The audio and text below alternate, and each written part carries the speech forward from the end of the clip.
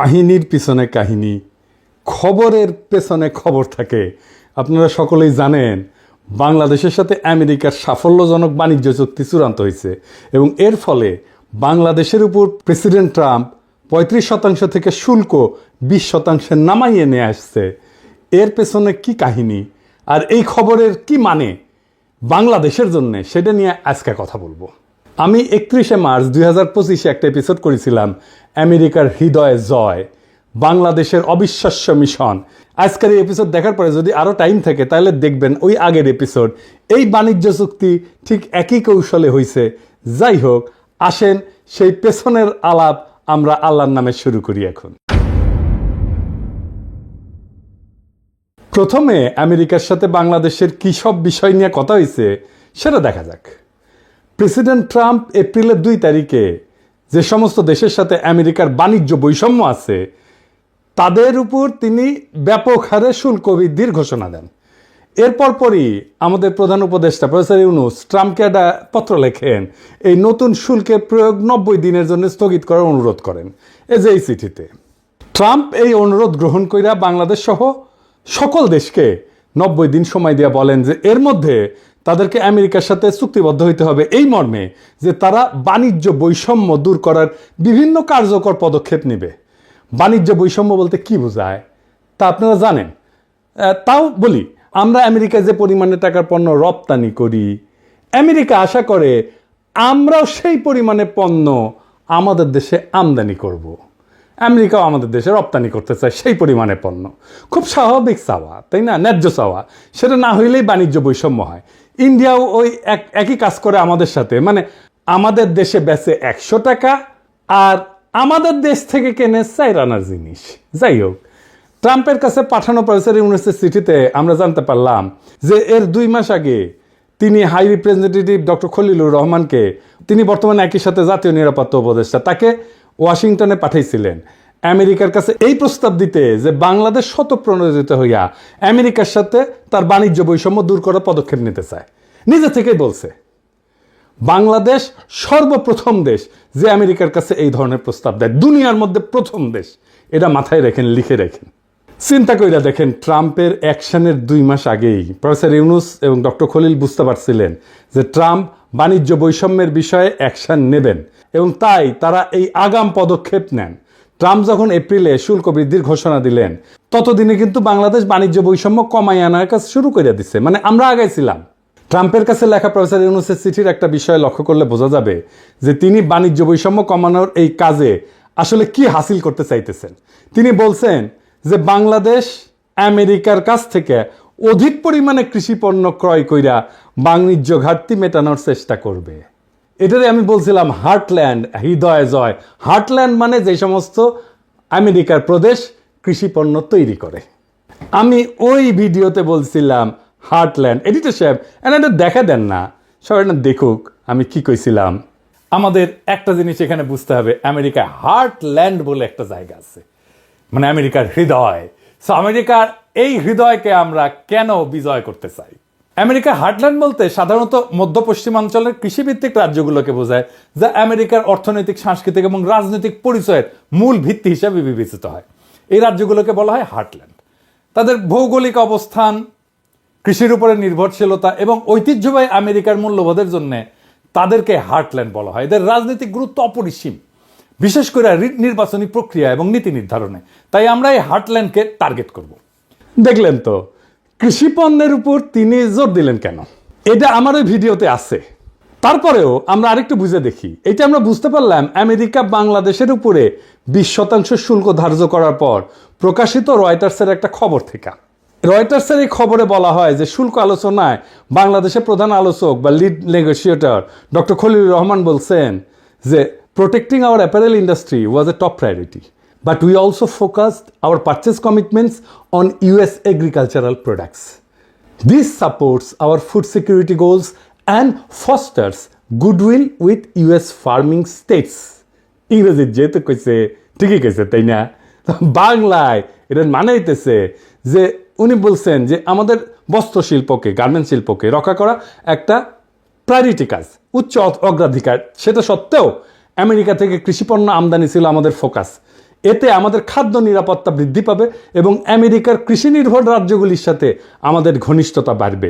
তিনি যেহেতু ইংরেজিতে কইছেন, ঠিকই কইছেন, আর আমি বাংলাতে কইছিলাম হার্টল্যান্ড, যে আমি হার্টল্যান্ডকে মানে আমেরিকার কৃষিপণ্য উৎপাদন করে যেই অঞ্চল, যে প্রদেশগুলো, সেগুলোকে বলে হার্টল্যান্ড। এই হার্টল্যান্ডের পণ্য আমরা কিনবো, তাই আমরা আমেরিকার হৃদয়ে জয় করব। তাই এই কথাটার অর্থ কি, যে আমেরিকা থেকে বেশি কৃষিপণ্য ক্রয় করে এক কথা, কিন্তু তিনি কেন খাদ্য নিরাপত্তার বিষয়টা টেনে আনলেন? আমরা জানি আমাদের দেশে 40-এর মন্বন্তর 74-এর দুর্ভিক্ষে লক্ষ লক্ষ লোক মারা যায়। এটা আমাদের জাতির কালেকটিভ মেমোরিতে আছে। যুদ্ধকালীন সময় এত লোক কিন্তু মারা যায় নাই। এরপর অপুষ্টিতে মারা যায় অগণিত মানুষ। এই স্মৃতি আমাদের এখনো তাড়া কইরা বেড়ায়। ফলে খাদ্য নিরাপত্তা আমাদের চিন্তার ডিএনএর ভিতরে ঢুকে গেছে এবং হইয়া দাঁড়াইছে আমাদের জাতীয় নিরাপত্তার 1 নম্বরের অগ্রাধিকার। খলিল ভাইকে যখন জাতীয় নিরাপত্তা উপদেষ্টা করা হলো, তখন চারিদিক দিয়ে কি হাউকা, উনি নিরাপত্তার কি বুঝেন? এবার বুঝ, নিরাপত্তা কারে বলে? খাদ্য নিরাপত্তা আমাদের জাতীয় নিরাপত্তার 1 নম্বর অগ্রাধিকার। খাদ্য কি মিলিটারি এলিমেন্ট নাকি রে বক্সোদ? আমেরিকা থেকে আমরা মোটা দাগে গম, সোয়াবিন আমদানি করি, সেই সাথে কিছু পরিমাণে ভুট্টাও কিনি। খাদ্যবস্তু ছাড়া আমরা তুলাও আনি সেই দেশ থেকে। আমাদের গম আমদানির প্রধান উৎস হচ্ছে ইন্ডিয়া, তার সাথে আছে রাশিয়া আর ইউক্রেন। রাশিয়ার উপর আমেরিকার স্যাংশন আছে, সে কারণে ওখান থেকে গম আমদানি আর সম্ভব না। ইউক্রেনের তো যুদ্ধগ্রস্ত, সেখান থেকেও আমদানি সম্ভব না, আর আমদানির পরিমাণ অনিশ্চিত। বাকি থাকে ইন্ডিয়া। ইন্ডিয়া থেকে আমাদের খাদ্যদ্রব্য আমরা বিনা পয়সায় তো কিনি না, তাই না? তাও এর সম্পূর্ণ মূল্য আমরা পরিশোধ করি। তবু আমরা দেখতে পাই ভারত প্রায় বিনা নোটিশে খাদ্যবস্তু এবং অন্যান্য পণ্যের উপরে রপ্তানি বাধা আরোপ করে, রপ্তানি বন্ধ করে দেয়। এমনকি চাল রপ্তানি বন্ধ করে দিছিল। শুধু তাই না, আবার কইয়া বেড়ায় হাঙ্গারে নাকি ওরা খাওয়ায়, খিলায়। ওরা না খেলালে নাকি আমরা চলতেই পারবো না, আমরা না খেয়ে মরবো। আমরা টাকা দিয়ে শুধু ভারতীয় পণ্য কিনলেই চলবে না, আমাদের কৃতজ্ঞ থাকতে হবে যে ইন্ডিয়া আমাদের বেচিচ্ছে। চিন্তা করেন, মানে ইন্ডিয়া আমাদের মারবে, আবার টাকাও নিবে। হ্যাঁ, বুঝেছাও? এটা হইতেছে ইন্ডিয়া।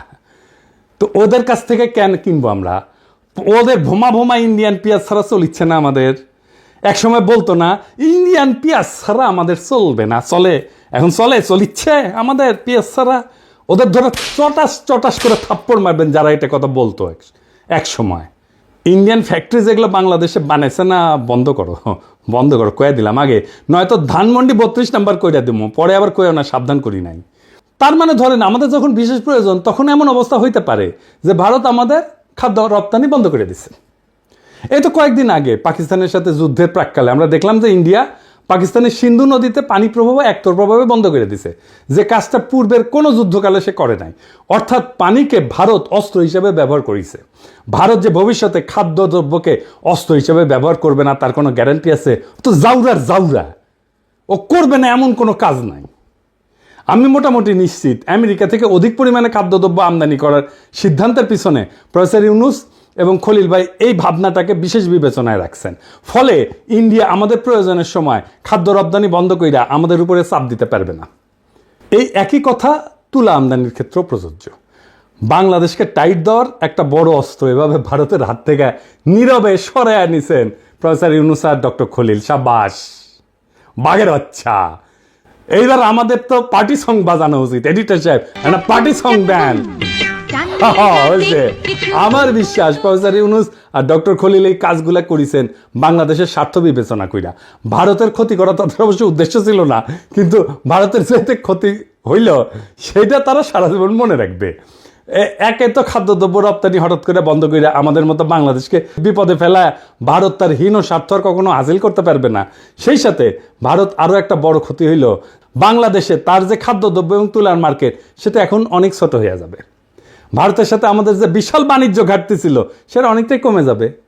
অর্থাৎ বাণিজ্য ঘাটতি কমাইতে ট্রাম্প যেটা দুনিয়ার সঙ্গে প্রকাশ্যে করতেছেন, প্রফেসর ইউনুস আর খলিল ভাই ভারতের সঙ্গে তলে তলে সেই কামটাই সারলেন, কিন্তু কেউই সেটা আগে ভাগে আন্দাজ করতে পারলেন না। এটারে কয় চাপা মায়ের হয়, এটাতে কিন্তু সাউন্ড হয় না। একই সাথে আর একটা ঘটনা ঘটলো, কি সেটা? আমেরিকার কৃষিপণ্যের লবি হইতেছে সেই দেশের সবচেয়ে শক্তিশালী লবি। মানে এই সমস্ত প্রদেশ কৃষিপণ্য তৈরি করে, সেই প্রদেশগুলোর যারা এমপি মিনিস্টার আর কি, বুঝছাও, আমরা 18 কোটি বাংলাদেশি সহজেই আমেরিকার কৃষি পণ্যের একটা বৃহৎ বাজারে পরিণত হতে পারি। আমরা যদি আমেরিকার এই সমস্ত পণ্যের বড় ক্রেতা হই, তাহলে এই যে লবি, যে সমস্ত জায়গায় কৃষি পণ্য তৈরি হয়, সেই সমস্ত প্রদেশের এমপি, মিনিস্টার, মন্ত্রী, এদের সাথে, এদের লবির সাথে আমাদের নিবিড় ঘনিষ্ঠতা হওয়া সময়ের ব্যাপার। আর আমেরিকার যেসব রাজ্য কৃষি পণ্য উৎপাদন করে, সেখানকার রাজনীতিতে, নির্বাচনে কৃষি লবি অনেকটা নির্ধারণী ভূমিকা পালন করে। ফলে এই সমস্ত রাজ্যের সিনেটর, কংগ্রেসম্যান, গভর্নরেরা কিছুকালের মধ্যে আমাদের পকেটে থাকবে, আমাদের হাতের মধ্যে থাকবে। আমি আশা করি আগামীতে যারা নির্বাচিত হবেন, তারা এই বিষয়টা বিশেষভাবে যত্নের সাথে খেয়াল করবেন, এটাকে নারিশ করবেন, এটাকে পুষ্ট করবেন, এই সম্পর্কটাকে ধরে রাখবেন, আরও সমৃদ্ধ করবেন। আমেরিকায় ভারতের যে প্রভাব, সেটা সে নিজের প্রয়োজনে বাংলাদেশের বিরুদ্ধে ব্যবহার করতে পারে। আমাদের সাথে ঘনিষ্ঠ সম্পর্ক থাকলে আমেরিকার কৃষি লবি আমেরিকায় বাংলাদেশের বিরুদ্ধে ভারতের যে কোনো চক্রান্তকে নস্যাৎ করে দিতে পারবে, সেই শক্তি তাদের আছে। অর্থাৎ আমেরিকান কৃষি লবি আমাদের সঙ্গে থাকলে আমেরিকাকে ভারত আর বাংলাদেশের বিরুদ্ধে কাজে লাগাইতে পারবে না, এইটা লিখে রাখতে পারেন। ইতিমধ্যেই শুল্ক আলোচনার সময় আমেরিকার তুলা, গম এবং সোয়াবিনের লবি বাংলাদেশের সপক্ষে কাজ করছে এবং আমরা তার সুফল পাইছি, আপনারা তো দেখতেই পাইতেছেন। মোট কথা, ভারত বাংলাদেশে তার কৃষি পণ্যের বাজার শুধু হারাবে না, সেই সাথে বাংলাদেশের বিরুদ্ধে আমেরিকাকে ব্যবহার করার সুযোগ তার হাতে আর থাকলো না। এর থেকে নিশ্চয়ই বুঝতে পারতেছেন যে কি ধরনের দূরদর্শিতা নিয়ে, নীরব কৌশলের সাথে প্রফেসর ইউনূস আর ডক্টর খলিল আমেরিকার সাথে আমাদের বাণিজ্য আলোচনার বিষয়টা বাংলাদেশের অগ্রাধিকারমূলক জাতীয় স্বার্থে আগাইয়ে নেওয়ার কাজে ব্যবহার করছেন। বাংলাদেশের এই কৌশলে ভারত আর কি বিপদে পড়ল? ভারত আমেরিকার কৃষি পণ্যের উপরে, মানে আমেরিকা থেকে ইন্ডিয়াতে যে সমস্ত কৃষি পণ্য রপ্তানি হয়, তার উপরে 40% শুল্ক ধার্য করে। ভারতে কৃষি পণ্য উৎপাদনের খরচ আমেরিকার চেয়ে বেশি। চড়াহারে শুল্ক ধার্য না করলে আমদানি করা খাদ্যদ্রব্যের দাম স্থানীয়ভাবে, মানে ভারতে উৎপাদিত পণ্য কৃষি পণ্যের চাইতে কম হবে। অত্যধিক শুল্ক ধার্য কইরা বাইরের পণ্য আসতে না দিয়া ভারত কৃত্রিমভাবে আভ্যন্তরীণ কৃষি উৎপাদন বজায় রাখছে বছরের পর বছর ধরে। আমেরিকা কিন্তু বহুদিন ধরে ভারতকে শুল্ক কমানোর জন্য চাপ দিতেছিল, কিন্তু ভারত শুনে নাই। কারণ এতে ভারতের কৃষকেরা আন্দোলন করে শুরু করে দিবে, কৃষকের পণ্য বিক্রি হবে না। তো আমেরিকার সাথে ভারতের এইবারে শুল্ক আলোচনা ভেঙে যাওয়ার একটা প্রধান কারণ হইল, ভারত কোনো অবস্থাতেই আমেরিকার কৃষি পণ্যের উপর শুল্ক কমাবে না, আর আমেরিকাও এই শুল্ক না কমাইলে ট্যারিফ কমাবে না। এখন বাংলাদেশ এই শুল্ক শূন্যে নামায় ফেলছে, শূন্য। তখন ট্রাম্প কসাই মোদিকে হেভি চাপ দিয়ে কইছে কিন্তু যে বাংলাদেশ শুল্ক শূন্যে নামাইতে পারছে, তুই কোন হরিদাস পাল যে তুই পারবি না। শুল্ক এবং অশুল্ক বাধা ব্যাপকভাবে না কমাইলে ভারত আমেরিকার কাছ থেকে কোনো ডিল পাবে না, লিখে রাখতে পারেন। ইতিমধ্যে প্রেসিডেন্ট ট্রাম্পের বাণিজ্য উপদেষ্টা ভারতকে আখ্যায়িত করছে মহারাজা অফ ট্যারিফ বইলা। দেখেছেন এটা? The math of this, every American needs to understand because it's related to the trade situation. You start with the fact that India is the Maharaja of tariffs. It's the highest tariffs in the world. তো ইন্ডিয়ার সমস্যা হইল কৃষি শুল্ক বিপুলভাবে কমাইলে সারা ভারতের কৃষক সমাজ একযোগে কসাই মধুর পাছার চামড়া তুলে ফেলবে। বুঝা দেখেন কসাই মোদি কি একটা পেজগির মধ্যে পড়িছে। ও কৃষি শুল্ক না কমাইলে ট্রাম্প $20 দিবি, ভারতের উপরে অলরেডি 25%-এর উপর আরো 25%, মোট 50% শুল্ক ধার্য কইরা ট্রাম্প ডলা দেওয়ার কাম শুরু করে দিছে। ডাবল ফোন মারা গাইছে। এডিটেড সাহেব, পার্টি সং হবে এবার। সাকবুম সাকবুম। হাসিনা জিতে যায় না, সাগর শুকায় যায়। ওই খালি ধ্বংস, অভিশাপ আর দুঃসংবাদ বইয়া নিয়ে আসে। প্রিয় ভারতবাসী, রাখেন, আরো বেশি দিন রাখেন, ডাইনিরে আশ্রয় দেন, আর অসাম্প্রদায়িক সেকুলার লিবারাল ফোন মারা খাইতে থাকেন। কি হইল এডিটর সাহেব, আপনি মাইন্ড করছেন মনে হয়, রাগিচ্ছেন কেন? হ্যাঁ, আমি মুখ খারাপ করেছি? আমি কথা কইনি তো, আমি ফোন মারার কথা কইছি। হ্যাঁ, ডাবল ফোন মারা মানে ইনকে করে ডাবল ফোন মারা খাবি। আর আমরা গান গামু। ওই যখন ডাবল ফোন মারা খাবি না, তখন আমরা গান গামু, তোমার কোন কোন জায়গায় ব্যথা গো বাল্যহী ললিতা। আবার অন্যদিকে ভারতের কৃষকেরা হাতে মুগুর নিয়ে অপেক্ষা করতেছে, কসাই মোদি কৃষি শুল্ক কমাইলে মুগুরের বাড়ি একটা মাটিত পড়বি না। ইন্ডিয়ার কৃষকরা কিন্তু বেশিরভাগই শিখ, ওরা কিন্তু তলোয়ার নিয়ে চলে, বেশি তেরিবেরি করলে কল্যাণ নামে দিবি একেবারে। আমেরিকার সাথে বাণিজ্য শুল্কের বিষয়ে বাংলাদেশ যে কি পদক্ষেপ নিতে যাচ্ছে এবং ভারতের জন্য সেটা যে কি ক্ষতির কারণ হইতে পারে, এই বিষয়টা কিন্তু ভারত মার্চ মাসের মধ্যে টের পেয়েছিল। তখন থেকেই তারা এই ডক্টর খলিলের বিরুদ্ধে ক্রমাগত অপপ্রচার চালানো শুরু করছে। তাকে খেতাব দিছে ডেঞ্জারাস ম্যান হিসেবে। সে তো অবশ্যই ডেঞ্জারাস ম্যান, ইন্ডিয়ার জন্য অবশ্যই সে ডেঞ্জারাস ম্যান। তার বিরুদ্ধে ভারতের মিডিয়ায় যে জঘন্য অপপ্রচার করছে, সেটা পুনঃপ্রচার করছে বাংলাদেশের কতিপয় জঘন্য ভারতীয় এজেন্ট এবং বাংলাদেশের কিছু মিডিয়া। এই সমস্ত মিডিয়াকে আমরা চিনে রাখছি, এই সমস্ত মিডিয়ার পাছার চামড়া আমরা তুলে দেব, মাইন্ড ইট। এর মধ্যে প্রধান হইতেছে ওয়াকারের পথ বালক। সে আমাদের বাণিজ্য ডিল যেন না হয় সেজন্য নন ডিসক্লোজার এগ্রিমেন্ট এটা ফাঁস করে দিল। একটা জিনিস মাথায় রাখবেন, অ্যান্টি হাসিনা মানে কিন্তু অ্যান্টি ফ্যাসিস্ট না, অ্যান্টি ইন্ডিয়া না। ওয়াকারের পথ বালক হাসিনার শাসনের বিরুদ্ধে ছিল মানে সে ইন্ডিয়ার আধিপত্যবাদের বিরুদ্ধে না। ও যা যা করছে বা করতেছে সবকিছু এখন ইন্ডিয়ার পক্ষে যাইতেছে। আমি আপনাকে একটা সিম্পল একটা এক্সারসাইজ দিই। হ্যাঁ, ধরেন আগামীর বাংলাদেশ কেমন হবে সেটা আমাকে যদি লিখতে বলেন, আমি লিখলাম। ধরেন কি লিখবো সেটা আপনারা বুঝতে পারেন না। বাংলাদেশের সকল প্রগতিশীল 2-3% লোক ছাড়া সবাই সেটা মাইনে নেবে, গ্যারান্টি দিলাম। কারণ আমি কি রাষ্ট্র চাই সেটা আমার 1000-এর বেশি ভিডিও আছে, 20টার বেশি বই আছে, এটা তার নিশানা আছে। আর ওয়াকারের পথ বালক যে রাষ্ট্র বানাবে ওরে প্রস্তাব করতে বলেন সেই রাষ্ট্রে বাংলাদেশের সাধারণ মুসলমান থাকতে পারবে কিনা, ইমান আকিদা নিয়া। যদি পারে আমি আমার কান কেটে কুত্তা দিয়ে খাওয়াবো। ও কি লিখছে রাষ্ট্র সম্পর্কে, রাষ্ট্র ধারণা সম্পর্কে, ওর ইডিওলজি সম্পর্কে সব লেখা আছে, চায় দরকার হলে দেখায় দেব। ও কেমন রাষ্ট্র চায় সে সেটা নানা সময় বলছে, আমি আর বিস্তারিত গেলাম না। ওরে বাংলাদেশে স্পেস দেবেন না, ওরা সবসময় দাবরানির উপরে রাখবেন। ও বাংলাদেশের শত্রু, ও ইন্ডিয়ার একটা এজেন্ট, ও এটা ওয়াকারের পথ বালক। আপনি নিশ্চয়ই লক্ষ্য করছেন খলিল ভাই সমস্ত অপপ্রচারে পাত্তাই দেন নাই। উনি ঠান্ডা মাথার মানুষ, অবিচলভাবে তার কাজ চালায় গেছেন। আমি সবসময় দেখছি উনি কথা কম কাজ বেশি, এটাই হইল তার কাজের ধরন। প্রফেসর ইউনূস কিন্তু পুরা সময়টাই খলিল ভাইয়ের উপরে তার আস্থা অক্ষুণ্ণ রাখছেন, আমরা খেয়াল করছি। কারণ তিনি জানতেন যে এই আলোচনা অত্যন্ত কঠিন এবং জটিল। এই সমস্ত বিষয়ে সফল নেগোসিয়েশন চালানোর জন্য এমন একজনের প্রয়োজন যিনি একই সঙ্গে আন্তর্জাতিক বাণিজ্য আলোচনা, অশুল্ক বাধা, কূটনীতি, জাতীয় নিরাপত্তার বিষয়ে যথেষ্ট জ্ঞানী এবং অভিজ্ঞ। প্রফেসর ইউনূস ন্যাচারালি এই গুণগুলি পাইছিলেন একমাত্র ডক্টর খলিলের মধ্যে। কেন পাইছিলেন জানেন? আমি আগে বলছিলাম, আসেন আবার একটু দেখি। খলিল ভাই জাতিসংঘের বাণিজ্য এবং অর্থনৈতিক সংস্থা আংটাডের উচ্চ পদে দায়িত্ব পালন করছেন দীর্ঘ 25 বছর। অর্জন করছেন বাণিজ্য এবং বাণিজ্য আলোচনার গভীর জ্ঞান, বিস্তৃত অভিজ্ঞতা। 2001 সালে অনুষ্ঠিত জাতিসংঘের স্বল্পোন্নত দেশ সংক্রান্ত সম্মেলনের প্রোগ্রাম অফ অ্যাকশন রচনার দায়িত্ব পড়ে উনার হাতে। এই প্রোগ্রাম অফ অ্যাকশনের একটা বড় অর্জন ছিল স্বল্পোন্নত দেশগুলোর পণ্যসমূহকে ইউরোপিয়ান ইউনিয়ন কর্তৃক শুল্ক কোটাবিহীন অর্থাৎ duty free, quota free access দেওয়া, প্রবেশাধিকার দেওয়া।